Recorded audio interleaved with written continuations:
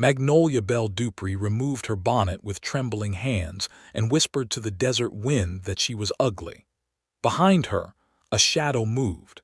The giant Comanche warrior stepped from behind the cottonwood without sound, his massive frame blocking the late afternoon sun.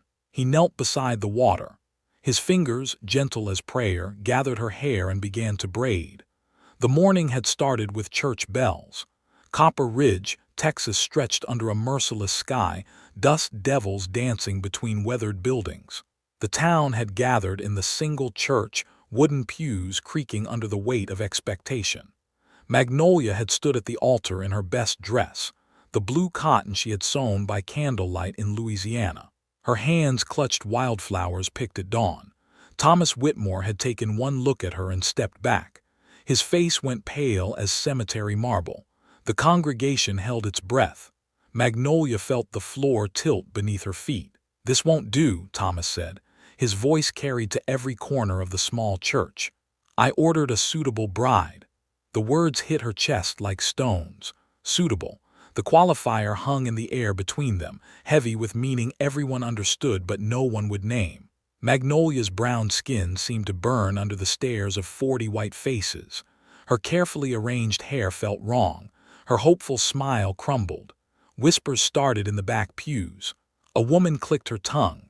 A man cleared his throat. Thomas straightened his vest and walked toward the door without looking back. Sheriff Clayton Brass watched from the corner, his pale eyes calculating.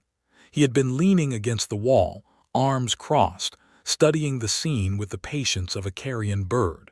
When Magnolia's humiliation reached its peak, his mouth curved into something that was not quite a smile. The congregation began to file out. Some cast pitying glances her way. Others looked through her as if she had become invisible. Magnolia stood frozen at the altar, still holding the wilted wildflowers. The church emptied. The bells stopped ringing. Dust motes danced in the colored light from the single stained glass window. Magnolia ran.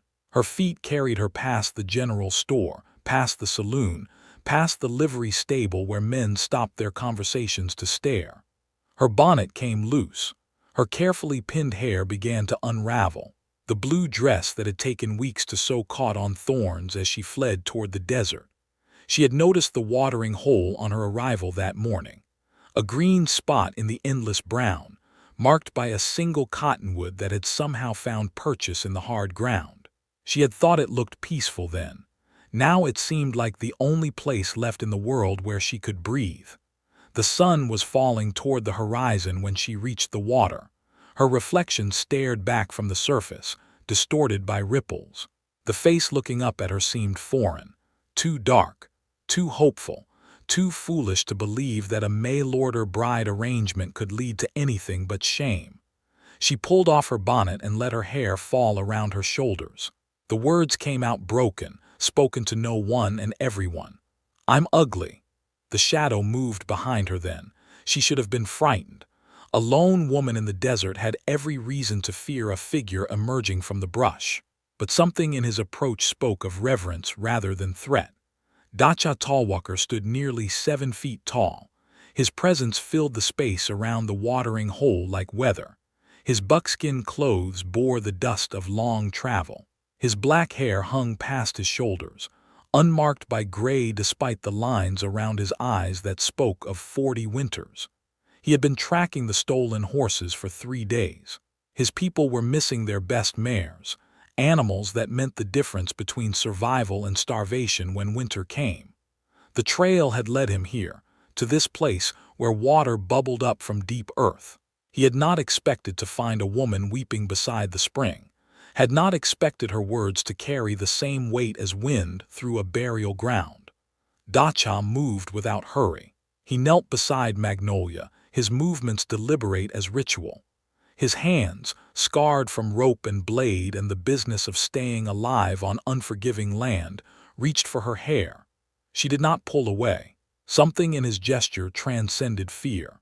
His fingers worked with practiced skill, sectioning her hair into 3 parts. The braid he wove was tight and clean, the pattern his grandmother had taught him for honoring the women of his tribe. In his culture, to braid another's hair was to claim them as family.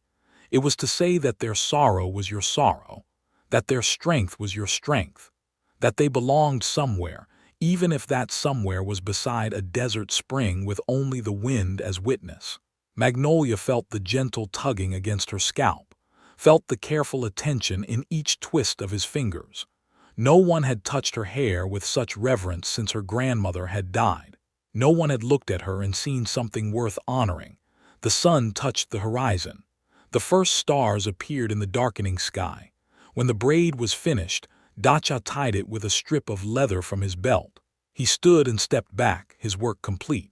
From behind a boulder 50 yards away, Sheriff Brass watched through a spyglass. His pale eyes narrowed as he took in the scene.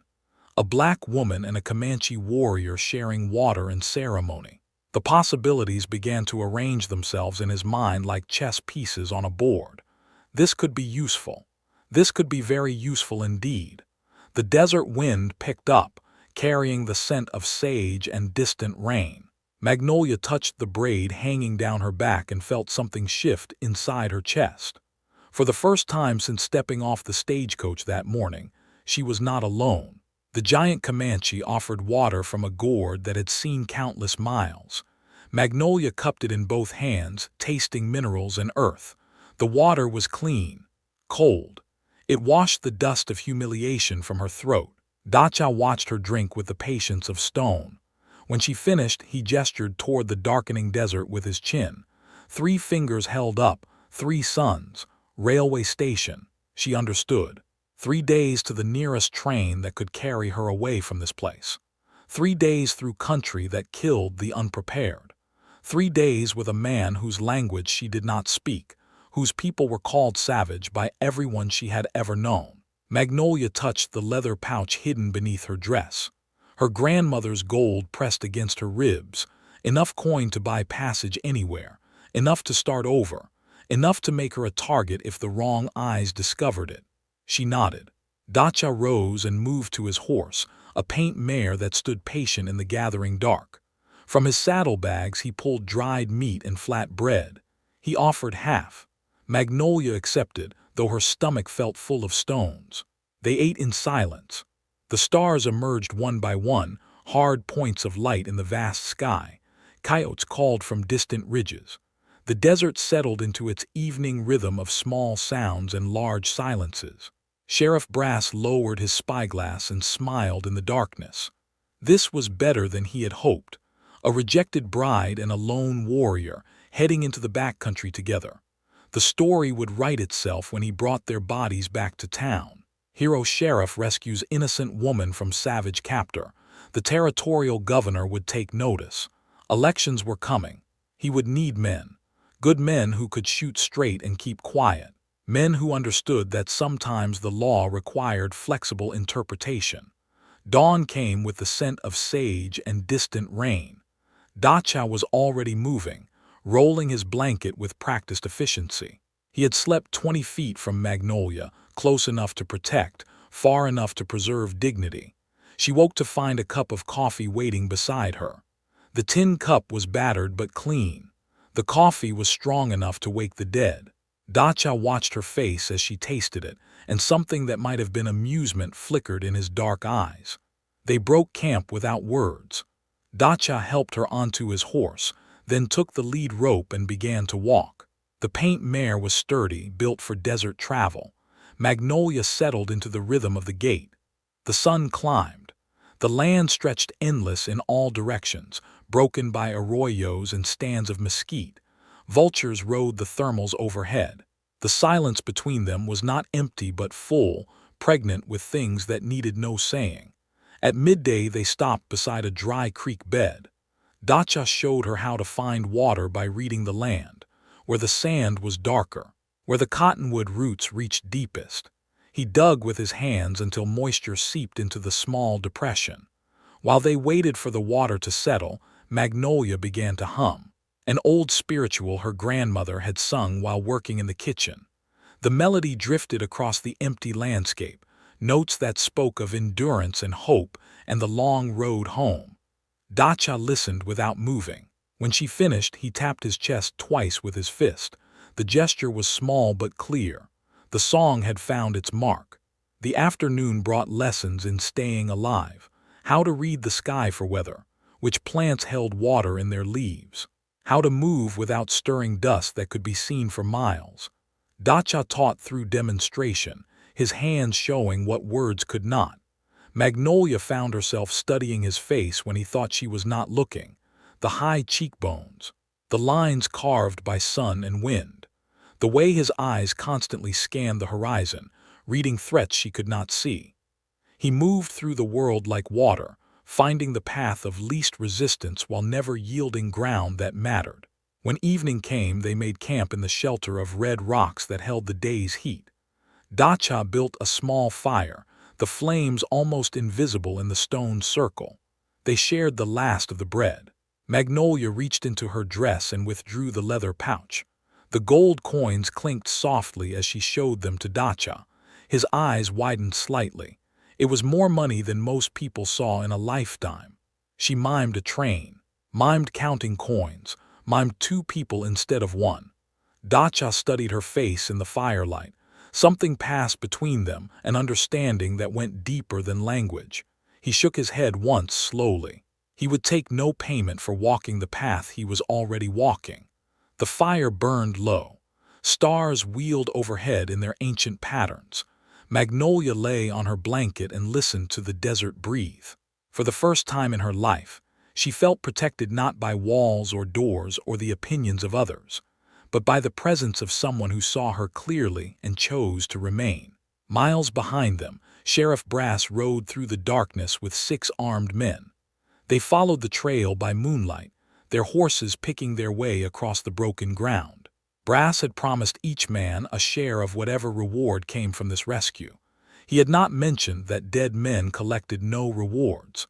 The posse made camp before dawn, hidden in a grove of stunted oaks. Brass studied the horizon through his spyglass. Somewhere out there his prey was sleeping. Somewhere out there his future was taking shape. Dacha woke before sunrise and found fresh tracks around their camp. Unshod ponies, his people. The trail was hours old, circling wide, never coming close enough to disturb their sleep.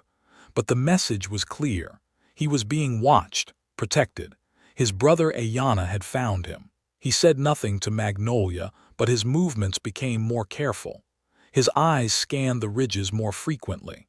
The desert had become crowded with watchers, and crowds were dangerous things. They rode deeper into the wasteland, toward the railway station that promised escape. Behind them, dust rose from the hooves of pursuing horses. Above them, hawks circled in the endless sky. The land held them all, predator and prey alike, in its vast and patient embrace. Dawn revealed the horses in a box canyon, their coats gleaming in the early light. 7 mares stood hobbled beside a dead spring, their ribs showing through dull hair. Dacha's jaw tightened. These were his people's animals, stolen 3 weeks ago in a raid that had left children without milk and elders without means to flee when winter came. But the arrows scattered around the camp told a different story.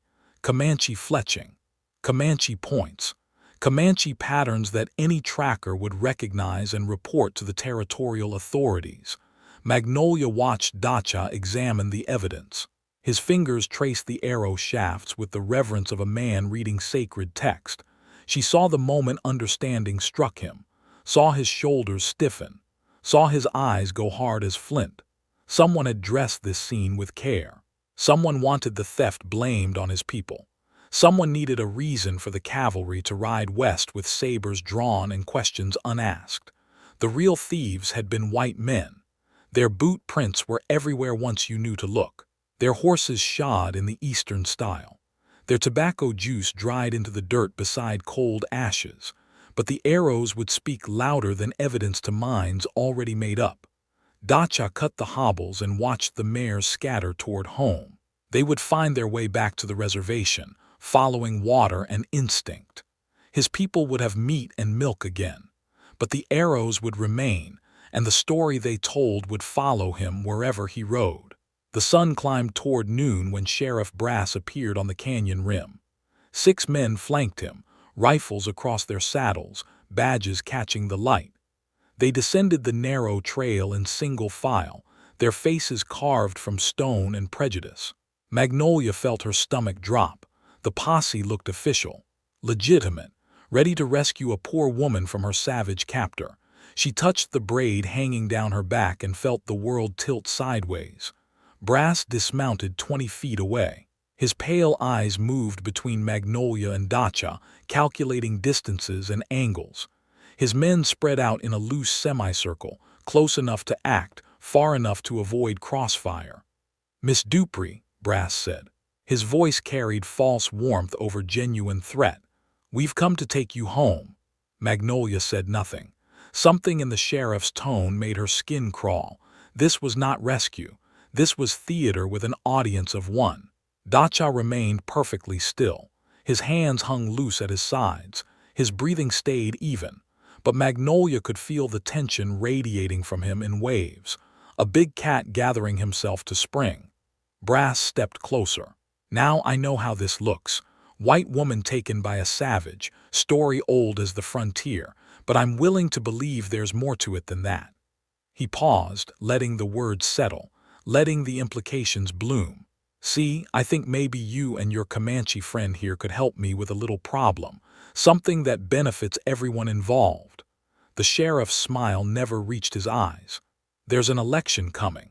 Territorial governor's been making noise about Indian troubles. Man who could solve those troubles, bring peace to the frontier, that man might find himself with considerable influence." Magnolia felt ice forming in her chest. She began to understand. "What I'm proposing is simple," Brass continued. "We stage ourselves a little rescue, nothing too dramatic. Miss Dupree gets herself captured proper. I ride in at the last minute, save the day, everybody goes home happy." He gestured toward his men. "Course, there'd have to be some shooting. Can't have a proper rescue without some shooting, but accidents happen in the heat of battle. Stray bullets find their mark. Witnesses disappear into the desert." The words hung in the desert air heavy as storm clouds. Dacha's eyes never left the sheriff's face.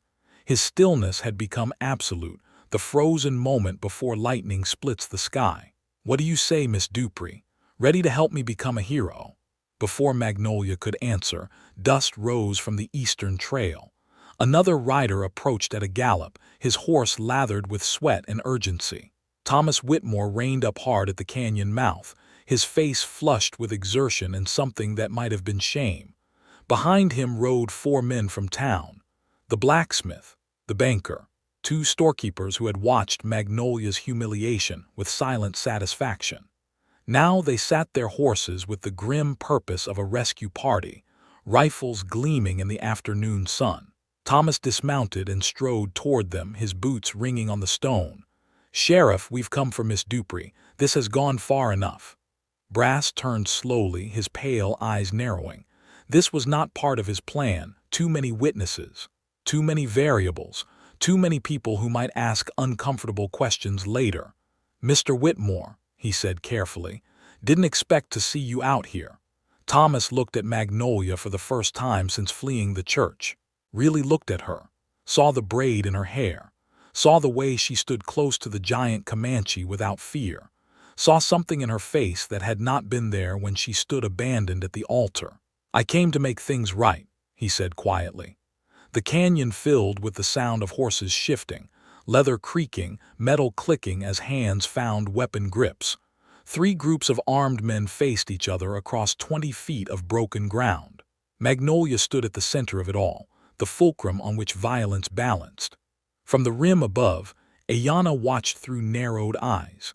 Dacha's younger brother had tracked the stolen horses just as Dacha had, following the same trail to the same conclusions. Now he counted the white men below and made swift calculations about odds and angles, and the best way to die if dying became necessary. Behind him, 5 Comanche warriors waited in perfect silence. Their ponies stood motionless as carved stone. Their faces showed nothing of the storm building in their hearts. If their brother fell in this place, none of the white men would leave it alive. The wind picked up, stirring dust devils between the horses. Somewhere a hawk cried its hunting call. The desert held its breath and waited for someone to make the choice that would write the ending to this story in blood or wisdom. Magnolia stepped forward. Her voice cut through the tension sharp as broken glass. Nobody rescues me unless I ask for rescuing. The standoff stretched taut as bowstring. 12 white men with rifles. One Comanche warrior with steady hands. One woman with fury building in her chest. Sheriff Brass felt control slipping through his fingers. Too many witnesses. Too many complications. His pale eyes darted between the groups, calculating new angles, new stories, new ways to salvage his plan. "Miss Dupree," he said carefully, "you've been through a terrible ordeal, not thinking clearly. This savage has filled your head with lies." Magnolia's laugh cut through the canyon air sharp as breaking glass. "Which savage would that be, Sheriff? The man who gave me water when I was dying of thirst? Or the men who watched me get humiliated and did nothing?" Thomas Whitmore flinched. The words found their mark. Dacha had not moved, had not spoken, but something in his stillness was shifting, coiling like a spring under pressure. Magnolia could feel the change in him, subtle as wind direction. Then he spoke. "The horses were stolen by white men."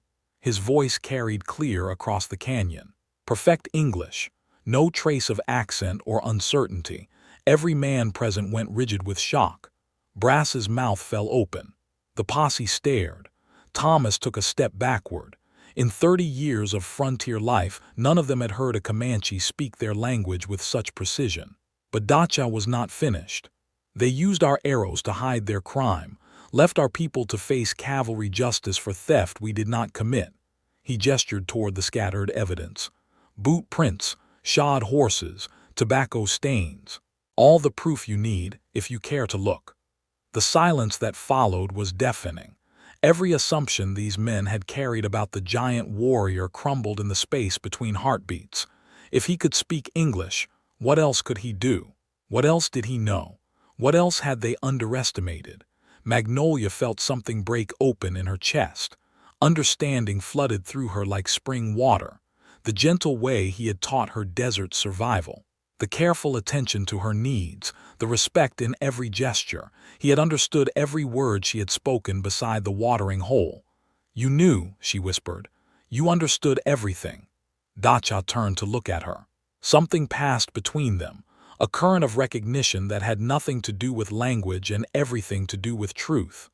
"Yes," he said simply, but Magnolia had a truth of her own. She had carried it buried deep, locked away behind shame and years of pretending to be less than she was. Now, facing men with guns who wanted to define her story for her, the words rose up unbidden. "Grandmother told me the old songs," she said quietly. Her voice carried clearly in the desert air. "Taught me to read the sky, showed me how to find water in dry ground."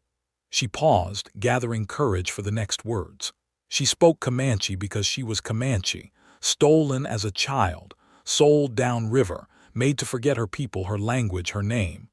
The revelation hit the canyon like thunder. Thomas staggered backward. The sheriff's face went white as alkali dust.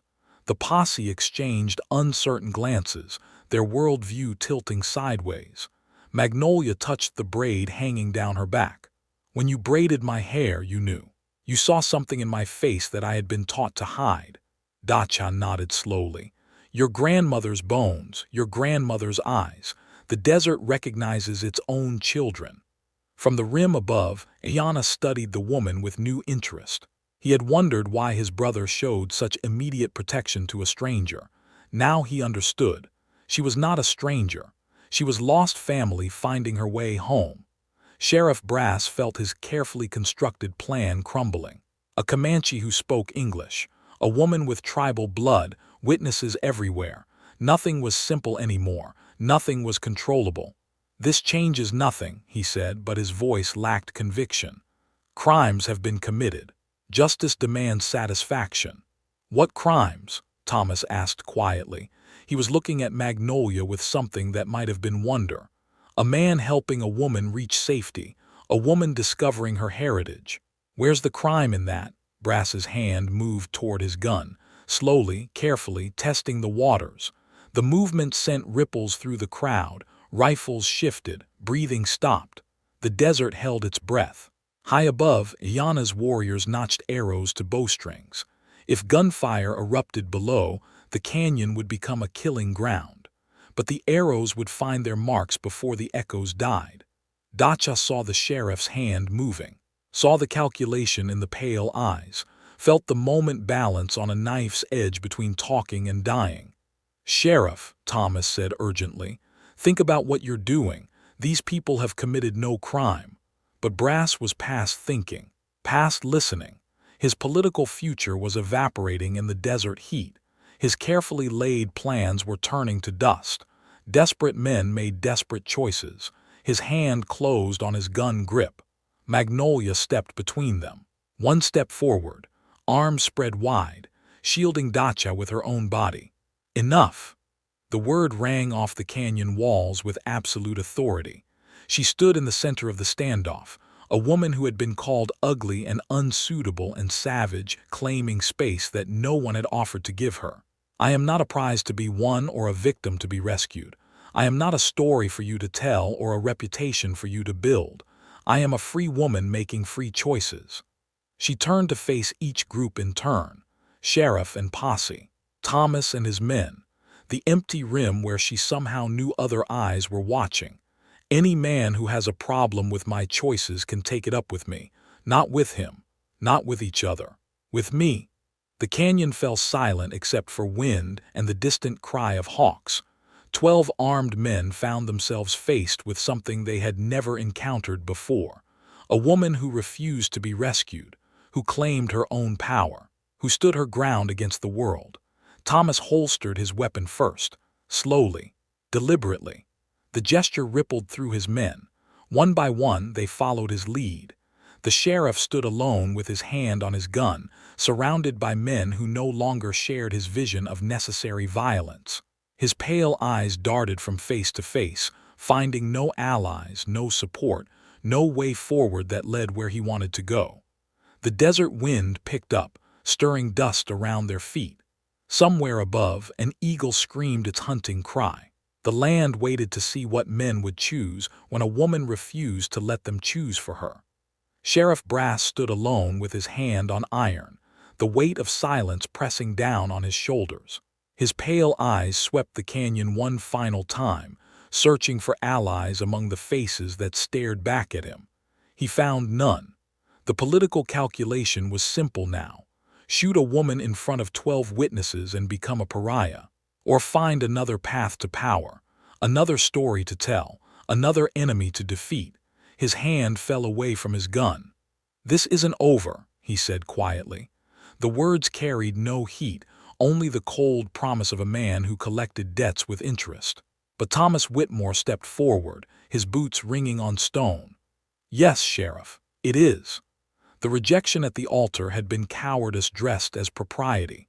Thomas knew it now, standing in the desert heat with a woman who had more courage in her smallest finger than he had in his entire body. The shame of it burned in his chest like swallowed fire. "Miss Dupree deserves better than what I gave her," he said, his voice carried to every corner of the canyon.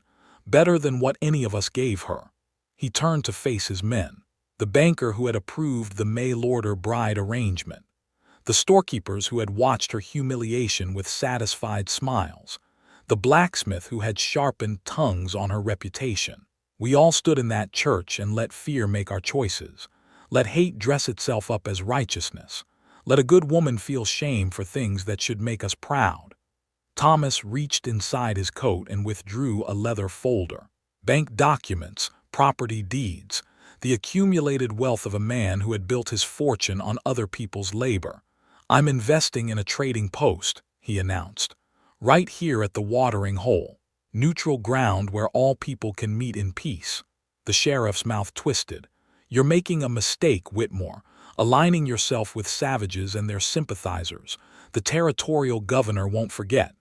"Then let him remember this," Thomas replied. "Some mistakes are worth making." From the canyon rim, Iana watched the white men argue among themselves. His brother stood silent beside the woman with grandmother's eyes, patient as stone, ready to move when movement became necessary. But the woman herself commanded the space between the groups, her presence holding violence at bay through sheer force of will. She spoke again, her voice carrying clearly in the desert air. Beauty isn't what you see when you look at someone. It's what you choose to do when they need you most. The words hit Thomas between the ribs. Magnolia stood before him transformed, no longer the frightened woman who had clutched wilted flowers at the altar. This woman owned her ground, claimed her power, refused to be diminished by other people's limitations. "I was wrong," he said simply, "about everything." Sheriff Brass saw his moment slipping away like water through cupped hands. The territorial election was still months off. There would be other opportunities, other crises to exploit, other fears to harvest. But as he swung into his saddle, one of his deputies remained on the ground. Then another. Men who had ridden with him for years now stood with Thomas and looked at their sheriff with new eyes. "You coming, Bill?" Brass called to the remaining deputy. Bill Morrison had been present for the staged evidence at 3 previous crime scenes, had helped plant Comanche arrows after white men committed theft and murder, had told himself it was necessary for the greater good, for peace on the frontier, for the safety of Christian families. Now he looked at the giant warrior who spoke perfect English and the woman who stood unafraid beside him, and the lies crumbled to dust in his mouth. "No, Sheriff, I don't believe I am." Brass spurred his horse toward the canyon mouth, but Dacha's voice stopped him cold. "The territorial governor will want to see the evidence of your crimes." The sheriff turned in his saddle. "What evidence?" Dacha gestured toward the scattered arrows, the boot prints, the carefully staged theft. "Every crime scene you planted, every innocent man you framed, every family destroyed by your ambition." From his shirt he withdrew a small leather journal, its pages filled with careful observations. Dates, locations, details that would hang a corrupt lawman if presented to the right authority. "My people keep better records than you think." The blood drained from Brass's face. He had underestimated the Comanche warrior in every possible way. Language, intelligence, memory. The scope of his own exposure dawned on him slowly, inevitably. "You have no proof." "Deputy Morrison can verify the truth of every entry," Dacha replied calmly, "as can the other men who are tired of being complicit in murder." Bill Morrison nodded grimly. "Every word of it, Sheriff, every planted arrow, every innocent family blamed for your crimes." The canyon walls seemed to close in around Brass. His political future evaporated in the desert heat. His crimes stood exposed before witnesses who would not be silenced. His choices had narrowed to confession or flight, and fleeing would only confirm his guilt. Thomas stepped forward again, his voice carrying the authority of a man who controlled half the bank loans in 3 counties. "Sheriff Brass, you're under citizen's arrest for corruption, conspiracy, and accessory to murder." The remaining deputies moved to surround their former boss. Men who had followed him out of habit now saw him clearly, stripped of authority and bluster, revealed as the small, scared man he had always been. Magnolia watched justice unfold in the desert canyon and felt something settle in her chest. Not vindication exactly, not revenge, but the quiet satisfaction of standing firm when the world tried to bend her. Dacha moved to her side, close enough to offer protection, far enough to preserve dignity. Their bond had grown beyond friendship into something deeper, trust earned through trial, respect forged in fire, love that asked nothing and offered everything. From the rim above, Ayana called down in clear Comanche. His words echoed off the canyon walls, formal and ceremonial. Dacha translated quietly. "He welcomes you home, daughter of the desert, says your grandmother's spirit can rest now." Magnolia looked up at the warriors on the rim, then at the white men in the canyon, then at the vast sky that covered them all equally. Home was not a place on a map. Home was wherever people saw you clearly and chose to stand beside you. The sun was setting, painting the canyon walls red and gold. The trading post would rise here, built on principles instead of prejudice. Children of all colors would learn together. Families would prosper through cooperation instead of conflict. And somewhere in Louisiana, an old woman's bones would rest easier, knowing her granddaughter had finally found the people who recognized her worth. 6 months of desert sun had weathered the trading post walls to the color of old bone. Adobe bricks rose square and solid beside the cottonwood, their surfaces marked by the handprints of children who had helped with the building. Comanche and Mexican and white hands pressed into clay, baked permanent by the relentless sky. Magnolia stood in the doorway watching Dacha teach a mixed group of youngsters how to read horse tracks in the dirt. His massive frame folded down to their level, patient as stone, pointing out the subtle differences between mare and stallion, shod and unshod, healthy and lame. The children listened with the focused attention of desert dwellers learning survival. A Comanche girl with serious eyes, twin Mexican boys whose father ran freight between El Paso and San Antonio, the banker's daughter from Copper Ridge, her blonde braids dusty from crawling on hands and knees to study hoofprints. Knowledge flowed between cultures at the trading post. Comanche women taught white girls which plants held medicine in their roots. Mexican vaqueros showed Comanche warriors new ways to gentle wild horses. Children played games that mixed languages and traditions until something entirely new emerged. Magnolia's hair caught the afternoon light, the traditional braids now woven with ribbons of red and blue and gold. The colors spoke of celebration, of a woman who had claimed her place in the world and meant to keep it. Her face had lost the hunted look that had marked her in Copper Ridge. The desert had carved new lines around her eyes, but they were laugh lines now, earned through joy instead of sorrow. Thomas arrived as he did every Tuesday, his wagon loaded with supplies from town. Flour and coffee and bolts of cloth. Books for the children. Letters from the territorial capital. He moved with purpose now, the aimless drift of his bachelor years replaced by the satisfaction of meaningful work. Governor's response came through, he called out, waving an official envelope. Full pardon for all Comanche bands falsely accused. Restitution payments approved. The letter represented months of careful documentation. Dacha's journal entries cross-referenced with deputy testimony. Crime scenes re-examined by honest investigators. Justice moved slowly in the territories, but it moved. Sheriff Brass had been sentenced to 20 years hard labor. His political allies had scattered when the evidence mounted. The territorial governor, facing his own re-election, had embraced the trading post as proof of his commitment to fair dealing with all peoples. Dacha accepted the news with a slight nod.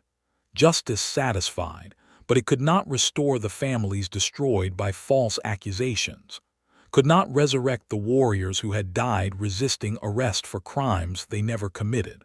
The living carried forward, but they carried the weight of the dead with them. Evening brought the daily gathering around the central fire. Travelers shared news from distant places. Local families contributed food to the common pot. Stories passed from mouth to mouth, growing richer with each telling. A young Comanche warrior spoke of buffalo herds moving south. A Mexican trader reported good prices for silver in Santa Fe. The banker's wife, her prejudices worn away by months of shared meals, asked Magnolia's opinion on establishing a school that would serve all the area's children. Magnolia listened to the voices weaving together and felt the satisfaction of work well done. The trading post had become what she had envisioned in those first desperate moments of standing her ground. Neutral territory where people met as equals. Sacred space where children learned that difference was strength, not threat. When the fire burned low and families began drifting toward their homes, Dacha approached with 2 cups of coffee. They sat together on the adobe bench outside the main building, watching stars emerge in the clear desert sky. Iana says the tribal council wants to make you an honorary daughter, he said quietly. Full status, full voice in decisions. The honor was unprecedented. Comanche blood or not, she remained an outsider by most measures.